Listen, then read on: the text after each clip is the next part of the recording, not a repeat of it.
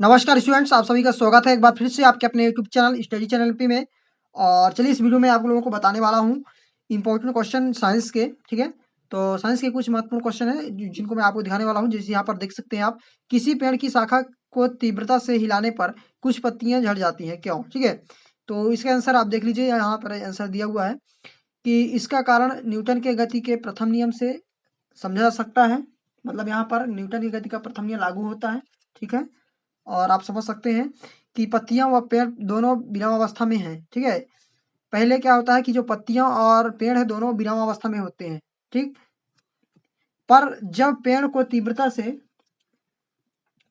से हिलाया जाता है तब पेड़ गतिमान होता है। ठीक है, वह पत्तियां विराम अवस्था में रहती हैं। मतलब जब पेड़ को हिलाया जाता है तो पेड़ जो गतिमान हो जाता है। ठीक है, गतिमान होता है, वह पत्तियां विराम अवस्था में होती हैं। अतः विराम अवस्था में रहने के कारण पेड़ पेड़ को हिलाने पर कुछ पत्तियां झड़ जाती हैं। ठीक है, तो ये इसका आंसर हो गया। ठीक है, अब ये आगे देखिए, एक और क्वेश्चन है कि जब कोई गतिशील बस अचानक रुक जाती है तो आप आगे की ओर झुक जाते हैं, और जब विरामावस्था से गतिशील होती है तो आप पीछे की ओर हो जाते हैं, क्यों?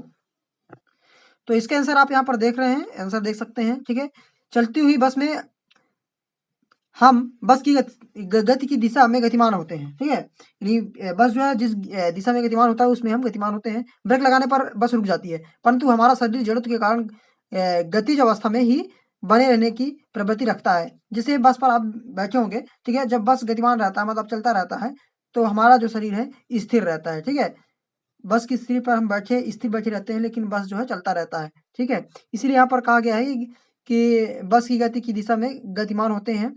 ठीक है, ब्रेक लगाने पर बस रुक जाती है, परंतु हमारा शरीर जड़त्व के कारण गतिज अवस्था में ही बने रहने की प्रवृत्ति रखता है। अतः हम आगे की ओर झुक जाते हैं। जैसे ब्रेक लगता है बस पर तो बस जो है क्या होता है, रुकता है और हमारा शरीर आगे की ओर झुक जाता है।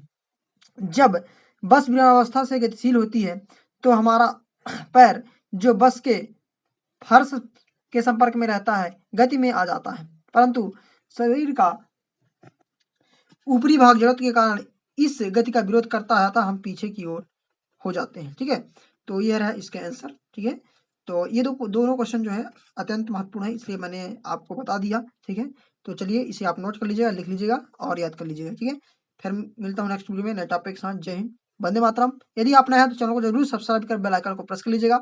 ठीक है, अपने दोस्तों को शेयर कर दीजिएगा। ठीक है, जय हिंद।